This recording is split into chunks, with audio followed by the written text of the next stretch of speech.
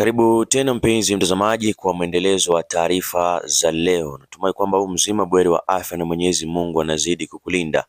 Ni taswira ya moja kwa moja kutoka kanisa la Jesus Christ Compassion Ministry JCM ambalo lipo hapa jijini Nairobi, maeneo ya Ruiru.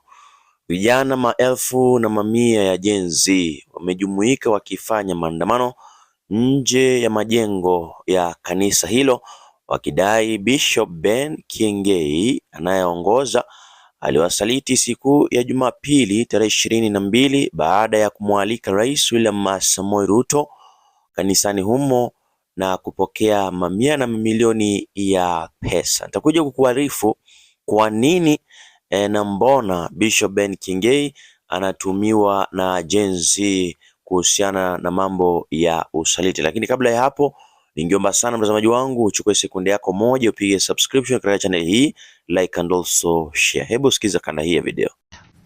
Sasa kanisa la Jesus Christ Compassion Ministry lililoko Ruiru linapitia mawimbi kutoka kwa vijana wa kizazi cha Gen Z baada ya kuwa mwenyeji wa Rais William Ruto Jumapili. Baadhi ya waumini wanarika wa Gen Z wanamkashifu Askofu Kiengei kwa kuvunja ahadi ya awali kwa hawezi kualika wanasiasa kwenye madhabahu, wakimrushia cheche kuwa anaunda usuhuba na serikali wanayodai iliwaua vijana waliokosoa serikali kipindi cha maandamano mwaka 2024 na mwaka jana. Laban Shaban sasa anaarifu. Majina yangu naitwa Bishop Ben Kamau. Benson Gadongo Kamau maarufu Bishop Ben Kiengei ni mchungaji maarufu nchini Kenya, msamaria mwema, mchekeshaji na mtangazaji wa redio. Mwanaume huyu mwenye mseto wa vipaji sasa anashambuliwa kwa kuwa mwenyeji wa Rais William Ruto kanisani Jesus Christ Compassion Ministry, eneo la Ruiru, kaunti ya Kiambu. Anaonekana alitarajia kitendo hiki kitavumisha kimbunga dhidi yake. Kuanzia jana wakati nilitangaza rais unakuja hapa, tumebandikwa majina na ni vizuri. Sasa rais, mimi ndiye Gadongo. Gadongo ambaye alikuwa kipenzi cha Gen Z nyakati za maandamano dhidi ya Ruto, alikuwa mhubiri aliyesimamia mazishi ya mwanaume muuzaji barakoa Boniface Kariuki aliyepigwa risasi katika maandamano. Hata huyu anatupigisha marisasi, mtasikia watu wakisema arudishwe kwa kiti. Hiyo shida ninakula ni kwa sababu Raila alituacha kwa mikono yake. Sasa anajikuta pabaya kwa baadhi ya vijana waliomuunga mkono ambao wanamkashifu mitandaoni kwa kupigana pambaja na wanasiasa. Lakini Kiengei anaamini ana ulimbo wa kunata vijana. Hili ndilo kanisa ambalo limebeba Gen Z wengi. Simngesimama tu rais awaone wengine wenu, Let us celebrate Jesus, Gen Z. Interneti imefurika cheche dhidi ya mtu huyu wa Mungu, hali inayochochewa na taarifa kutoka kwa askofu wa JCM anayeselelea Amerika katika moja ya matawi 64 ya Kiengei. Katika taarifa hiyo, mchungaji Charles Wachira ametangaza kujiuzulu akijitenga na kanisa hilo.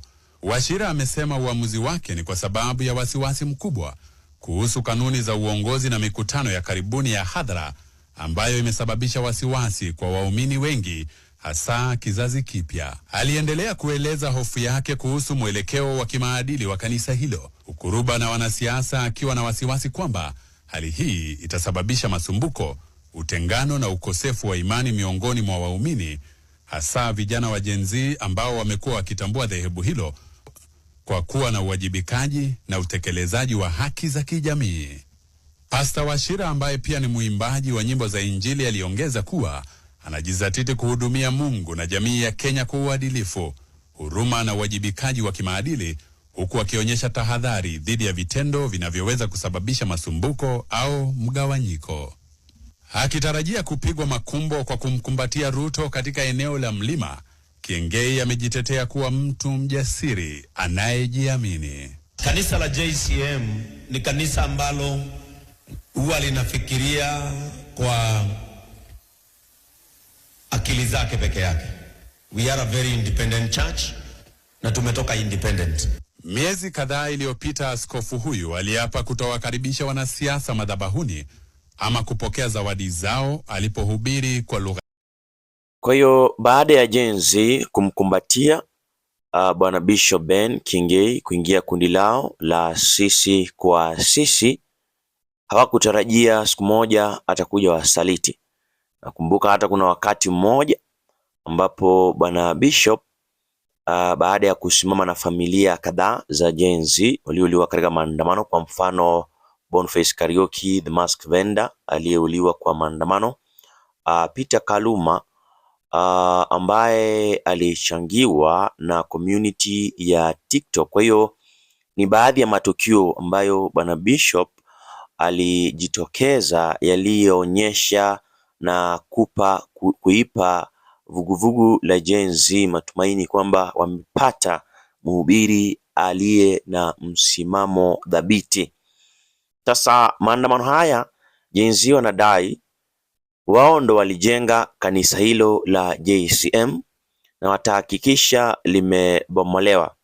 Tunavyozungumza sasa hivi, maafisa wa polisi wameendelea kushika doria katika kanisa hilo dhidi ya Gen Z ambao huenda basi wakafanya uharibifu. Kwa hiyo sijui itakuwaje, ingawaje wengi wamezungumza katika mitandao ya kijamii wakisema vibaya sana mtumishi wa Mungu kununuliwa na pesa za kisiasa.